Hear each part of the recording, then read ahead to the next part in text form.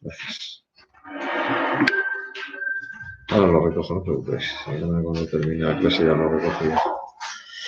Vale, venga, pues vamos a seguir. Estoy compartiendo ya todo. Venga, aquí. ¿Dónde estábamos? Aquí, estamos aquí con un ejercicio de estos para calcular. ¿Y qué teníamos que calcular aquí? Ya no me acuerdo.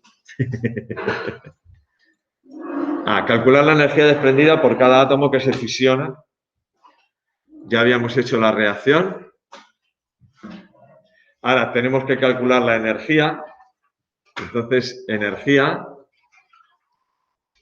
es igual a incremento de masa por velocidad de la luz al cuadrado.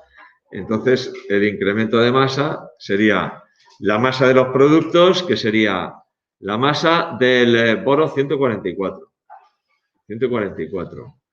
Más la masa del criptón 90. Criptón 90. Más 2 veces la masa del neutrón, menos la masa del uranio 235 uranio, menos la masa del neutrón. Con lo cual, este con el 2 se me va. Me voy a los datos y digo 144 boro. Masa del boro 144, lo tenía por aquí. Boro 144, 143,92. 143,92. Masa del criptón. Criptón 90, 89,94. 89,94. Masa del neutrón, 1,008566, ¿no?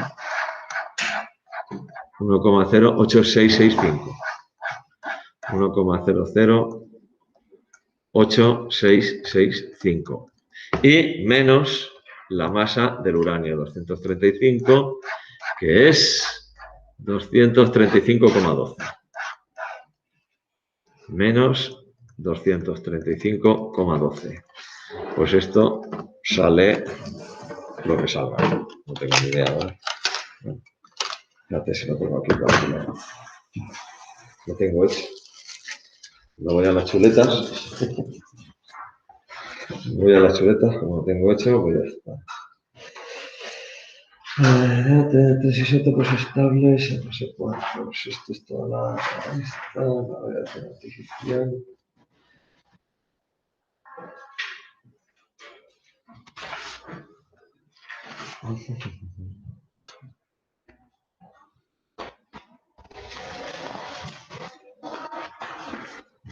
Lo tengo este lo tengo aquí, pues menos 25, 13, 35. 25, 13, 35 unidades de masa atómica. Aquí fijaos que no me habían dado, me dan la velocidad de la luz como dato. Me dan la velocidad de la luz como dato. Hay que utilizar los datos que me dan. Tengo una unidad de masa atómica, vaya, se me había olvidado escribir aquí. Velocidad de la luz, 3 por 10 elevado a 8 metros por segundo. Hay veces que me dicen una unidad de masa atómica, la equivalencia de unidad de masa atómica de energía. 900 no sé cuántos megaelectronvoltios. Aquí me dan directamente la equivalencia a unidad de masa con kilogramo y la velocidad de la luz. Pues entonces tengo que utilizar esos datos. Tengo que utilizar los datos que me dan. Es decir, tengo que pasar esto a kilogramos. El incremento de masa entonces será de menos 0,251335 unidades de masa atómica por 1,7 por 10 a la menos 27, y estos son kilogramos por cada unidad de masa atómica, sale menos 4,27 por 10 a la menos 28 kilogramos. Ese es el defecto de masa en esta reacción química, en la fisión de un átomo de uranio. La energía desprendida sería igual a incremento de masa por velocidad de la luz al cuadrado, es decir, menos 4,27 por 10 a la menos 28 por 3 por 10 elevado a 8, 10 por 10 elevado a 8 al cuadrado. Eso sale menos 3,845 por 10 a la menos 11 julios. Eso es la energía por cada átomo. Por cada átomo. ¿Vale? Si era negativa, es que era que... Desprendida. Energía desprendida. Este signo negativo significa que es energía que se desprende. Exotérmico. Tampoco... Bueno, a ver, si somos un poco estrictos, el incremento de masa es producto menos reactivo si siempre masa es negativo en este caso. Con lo cual las energías siempre me van a salir desprendidas. Luego ya una vez que me sale signo negativo y digo que es energía que se desprende, pues si tengo que calcular cantidad de energía tal, pues no hace falta que mantenga el signo todo el rato, pero sí que en un momento dado pues tengo que decir, es energía que se desprende. Pero bueno, en este caso la verdad es que es bastante evidente. Vamos a ver entonces cuál es la energía que se desprendería por cada kilogramo de uranio fisionado.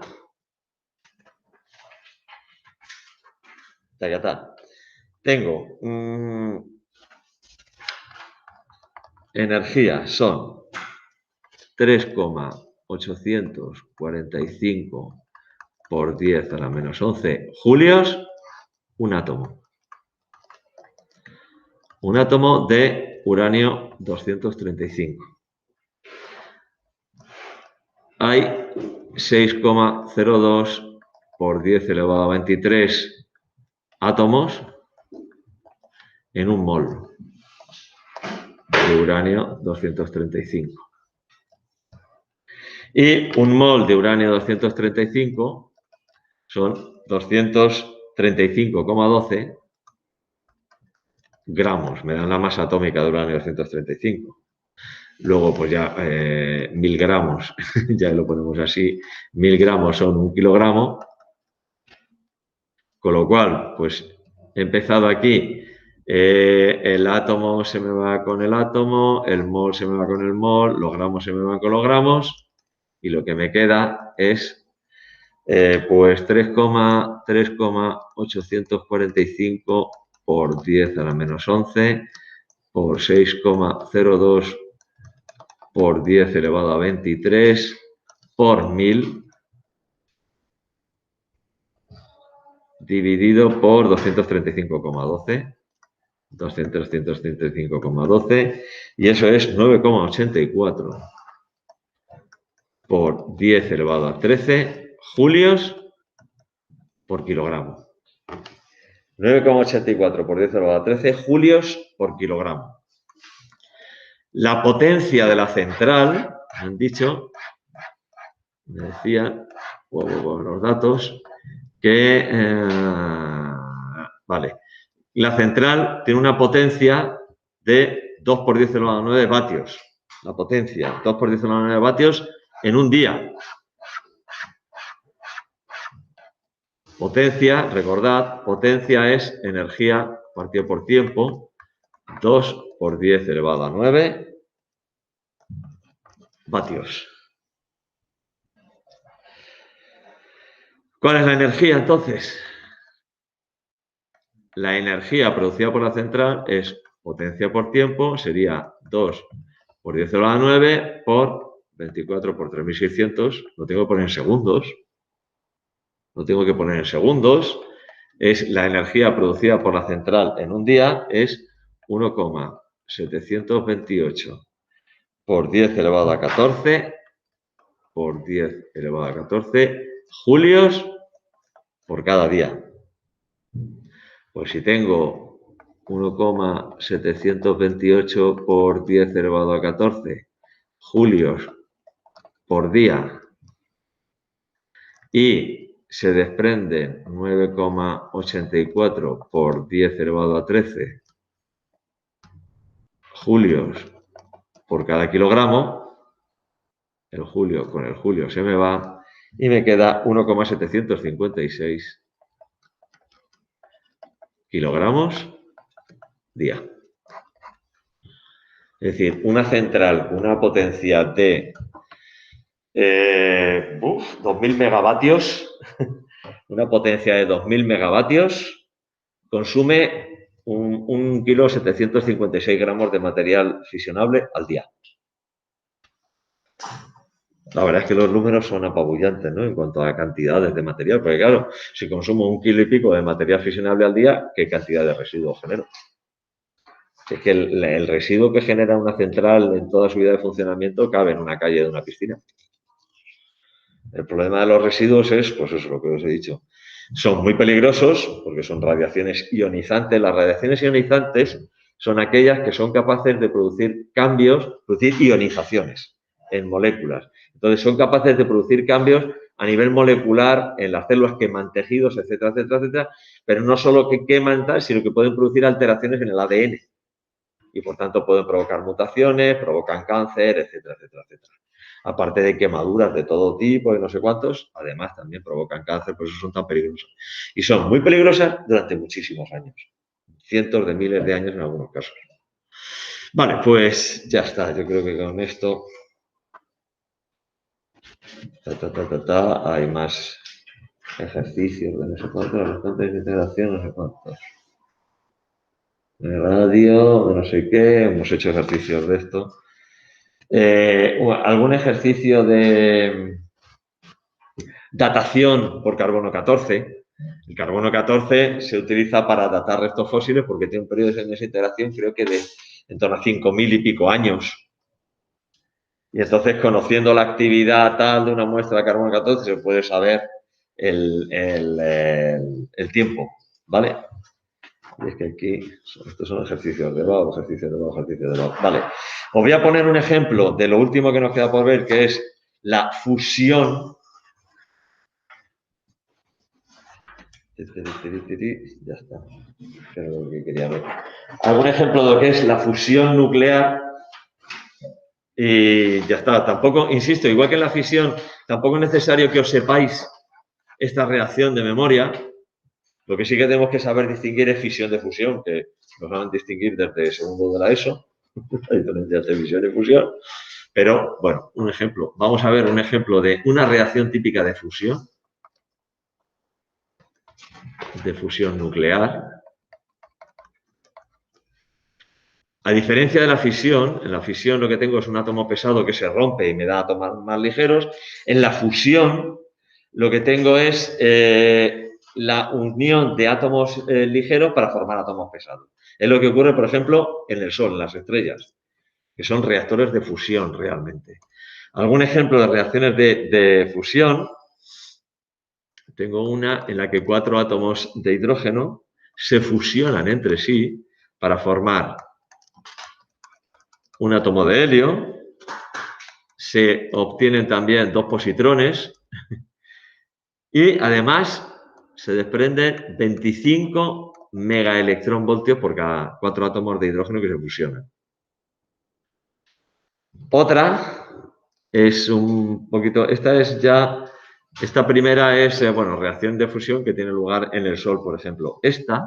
La otra que voy a poner como ejemplo, insisto, yo no me la sé, las estoy leyendo, pero no voy a dedicar memoria a aprender esto, no merece la pena. Un átomo de deuterio se fusiona con un átomo de tritio, obtengo helio también, además obtengo un neutrón y además 17,6 megaelectronvoltios. Es decir, si comparáis las reacciones de fisión con la reacción de fusión, en la reacción de fusión se obtiene más energía. ¿Cuál es el problema de la fusión para utilizarlo a nivel práctico como esto? Bueno, a nivel práctico, militarmente se ha utilizado la bomba de hidrógeno. Habéis oído hablar es una bomba de fusión, no es una bomba de fisión. El inconveniente o el problema que había antes de que se desarrollaran tecnologías un poco más modernas que hay hoy en día ya, es que para poder provocar la fusión, la energía necesaria para que provocar esa fusión es tan alta que solo se consigue mediante una reacción de fisión.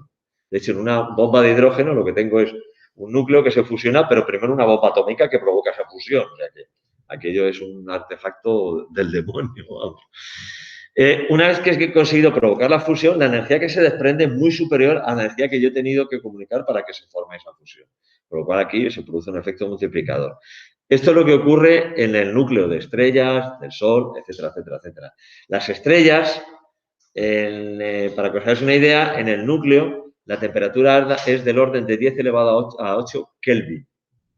Es decir, del orden de 10 elevado a 8, 10 millones de Kelvin. La temperatura de la superficie del Sol es en torno a 5.000 Kelvin. Pero de la superficie, del centro no, el centro está muchísimo más caliente, ¿vale? En esas circunstancias, la materia se encuentra en estado de plasma, es decir, no hay ni siquiera átomos definidos, sino que es una mezcla y un batiburrillo de partículas subatómicas, de núcleos, de tal, no sé qué. Bueno, total, que al final tenemos una cantidad de energía bestial. A efectos prácticos, para poder utilizar la fusión como fuente de energía sería estupendo, sobre todo, ¿por qué? Porque hidrógeno, que es el combustible, fíjate, en este caso es hidrógeno, el protio, que es el hidrógeno más abundante, es el elemento más abundante de la naturaleza, bueno, es el elemento más abundante del universo, el hidrógeno, con diferencia, y tendremos hidrógeno a punta pala, no hay ningún problema, tendríamos reacciones de fusión, pero el problema es que las temperaturas que se alcanzan son tan altas que no existe ningún material capaz de soportarlo. Una reacción de fisión en un núcleo, el núcleo sumergido en agua, tal, bueno, pues se aguanta. Alcanzan temperaturas muy altas, se produce vapor de agua y producimos energía eléctrica. En una bomba atómica, evidentemente, las temperaturas son mayores. Pero es que en las reacciones de fusión se alcanzan temperaturas más altas todavía. Y no existe nada, ningún tipo de contenedor físico aquí en la Tierra capaz de sujetar aquello. Entonces, se han probado dos tipos de confinamiento para conseguir, de hecho, a nivel de laboratorio se ha hecho, reacciones de fusión a nivel de laboratorio, incluso hay algún reactor ya comercial en fase experimental que se está desarrollando de fusión, mediante dos tipos de confinamiento, lo que se llama confinamiento inercial o el confinamiento magnético. En el confinamiento inercial lo que se hace es la masa que se está fusionando está permanentemente bombardeada con partículas. Y esa inercia, esas partículas que chocan, son las que mantienen a la masa confinada sin tocar las paredes para nada, tal, no sé qué, no sé cuánto. Eso sería el confinamiento inercial, más o menos. Y el confinamiento magnético lo que hace es mantener la masa en fusión confinada o sin tocar las paredes mediante campos magnéticos. Súper, súper, súper intensos. Son partículas eléctricas que se están moviendo, que tal, no sé qué, entonces se afectan por los campos magnéticos y lo hacen de tal manera que intentan buscar sujetarlo de alguna forma que no toque, ni que no necesite un recipiente, porque es que no existe material capaz de aguantarlo, por lo menos con la tecnología que tenemos hoy en día. Ya creo que ya hay algún reactor de fusión comercial. Voy a buscarlo porque... Pero claro, la fusión no deja ningún residuo radiactivo. Sí, claro que deja residuos radiactivos. Hombre, claro que sí. Es que yo vi que cuando de la bomba de hidrógeno, por ejemplo, sí, deja residuos. A ver. La parte buena, entre comillas, de eso es que la zona afectada por la explosión no se quedan, según dijeron. A ver, se produce radiación. No genera los mismos residuos que el otro, porque en el caso de la fisión, algunos de los isótopos que se generan siguen siendo radiactivos. O sea, de hecho, las centrales nucleares de última generación utilizan como combustible los residuos de las centrales nucleares antiguas. Se está utilizando el combustible nuclear reciclado en las centrales nucleares de última generación. Pero, evidentemente, pues sí, hay radiación, se produce radiación. Se producen partículas, radiaciones ionizantes, o sea, que es peligroso. La ventaja fundamental es que hidrógeno hay a mansalva. Uranio 235, no tanto. ¿Por qué hay hidrógeno a mansalva? Por cierto. Porque en el Big Bang, Si vamos retrocediendo, sabes lo que es el Big Bang, ¿no? La famosa explosión esta que supone que creó todo. En ese instante, los primeros instantes del Big Bang, no existía la materia, solo existía energía. En el 0, no sé cuántos milisegundos después del Big Bang, empezó a aparecer las primeras partículas elementales. Quarks, empezaron a aparecer electrones, que es una partícula elemental, en tau, no sé qué, no, de partículas elementales. Cuando esas partículas elementales, por efecto de la gravedad, empezaron a unirse, aparecieron los primeros protones, neutrones, tal. Y el primer átomo que se formó es el de hidrógeno, un protón y un electrón. Ese fue el primer átomo que se formó.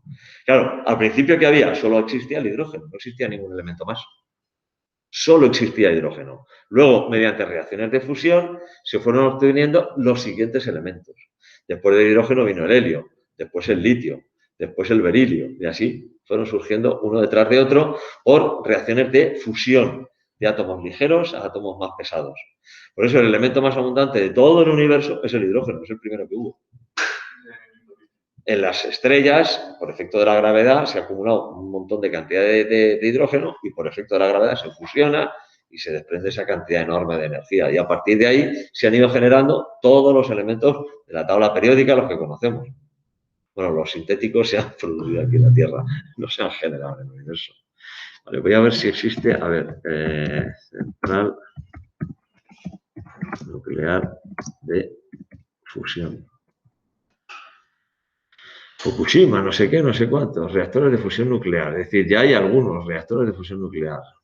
En China están haciendo un sol artificial, el HL2M Tokamak. Un sol artificial. Bueno, peligro tiene eso. Aquí hay, ves las formas de confinamiento. Si es que ya, a mí me suena que ya hay algún prototipo de algún reactor de fusión nuclear con posibilidad de aprovechamiento comercial. ¿Vale? El tokamak. Cuanto más grande sea la vasija, hay un mayor volumen de plasma. Claro, se trabaja con plasma. Desarrolla potencias de 500 megavatios. Poca información viene, la verdad, es que no dice mucho. Pero bueno, que sepáis eso, que ya hay intentos de mecánica de fusión dentro del núcleo. Madre mía, es un confinamiento de tipo magnético, parece. No sé. Un tokamak es una cámara toroide con espirales magnéticas. Esta es una máquina experimental diseñada para aprovechar la energía de fusión. El confinamiento de tipo magnético. Bueno, pues ya se están haciendo cosas en esto. O sea que en cuestión de poco tiempo posiblemente tendremos ¿cómo es el sol artificial de China? Sí. Bueno, los chinos. Con tal de copiar, son capaces de copiar hasta el sol. ¡Qué tío!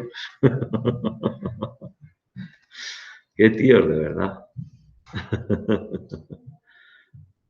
HL2M, sol artificial.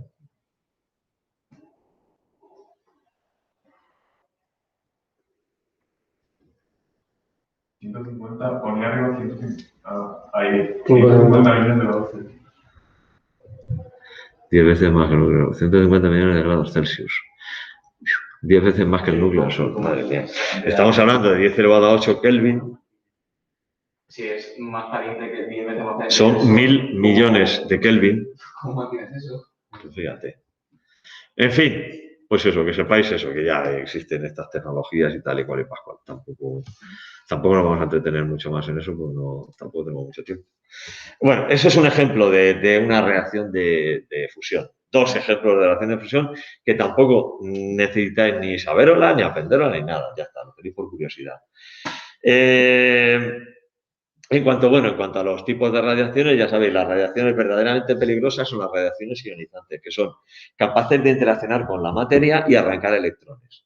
Y eso puede provocar, pues aparte de quemaduras, propias quemaduras por esto, puede provocar daños a nivel ya de ADN, tal, que provoca mutaciones, etcétera, etcétera. Radiaciones ionizantes pueden ser emisiones alfa, beta y gamma. ¿Qué es lo que ocurre? Pueden ser ionizantes, pueden interaccionar con la materia y ser capaces de arrancar un electrón. ¿Qué es lo que ocurre? Que las partículas alfa y las partículas beta tienen una capacidad de penetración ridícula. Una partícula alfa, pones una hoja de papel delante y ya la has parado. No hace falta más. Para la partícula beta, con un papel de aluminio ya la has parado.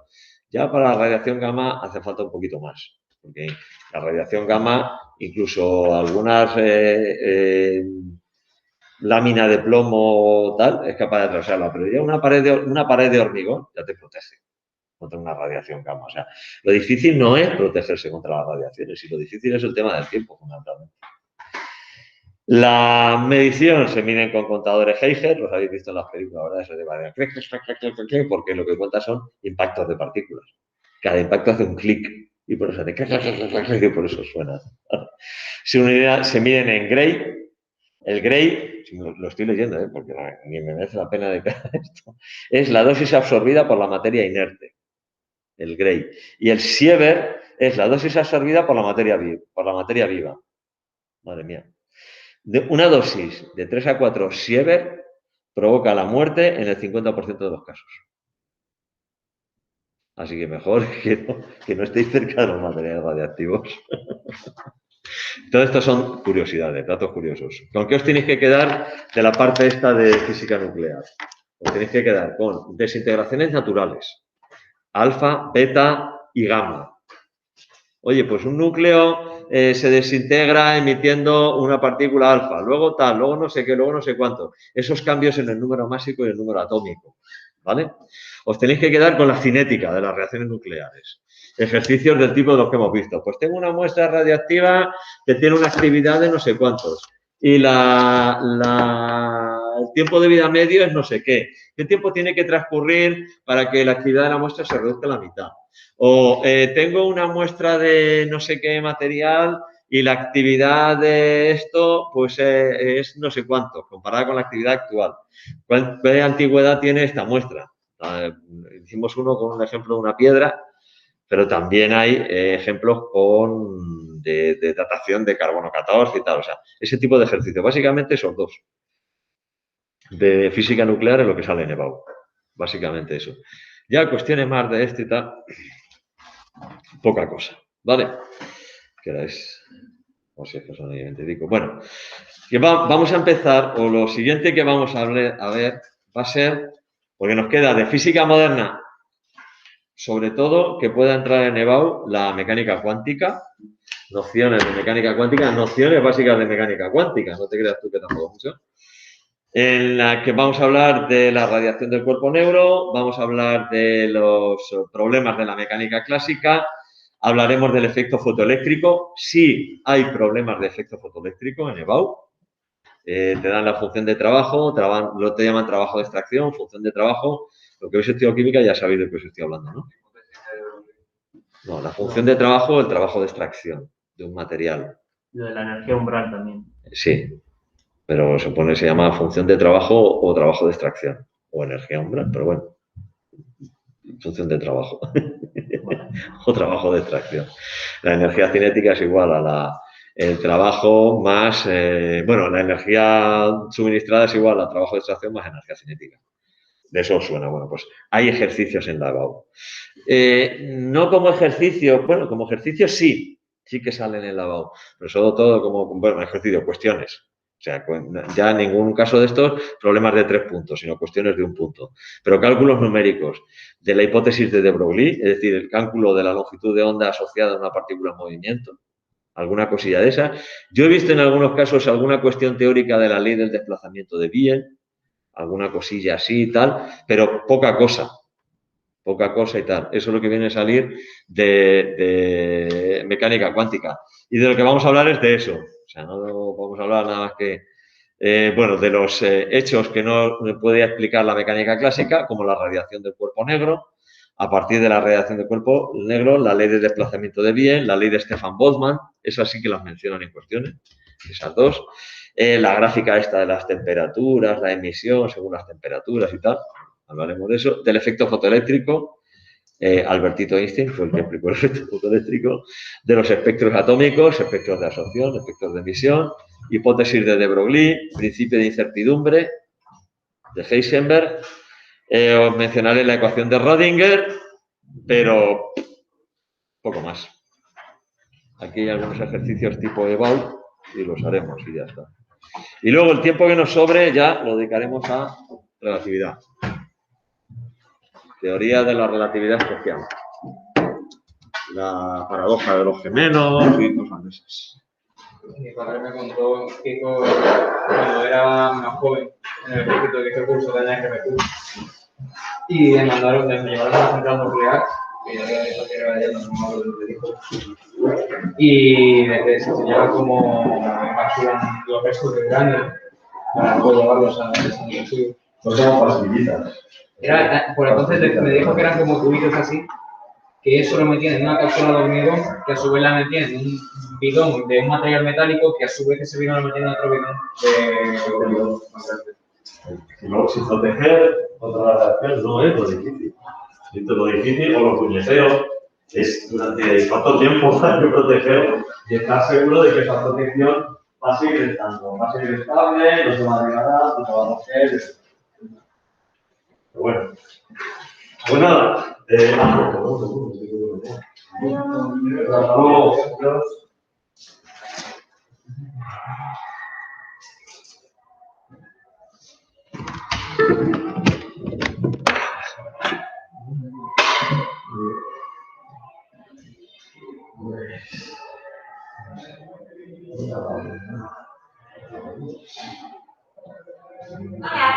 ¿Tienes clase ahora? ¿Tienes clase? No, estoy recogiendo ya. Puedes entrar todo lo que quieras. Y te puedes entrar todo lo que quieras. Y durante la clase también, tampoco pasa. No me molesta.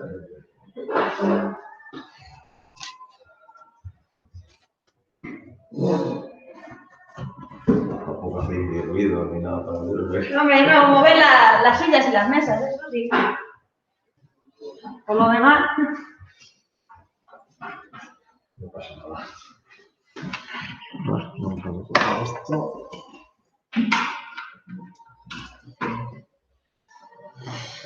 Esto lo apagamos.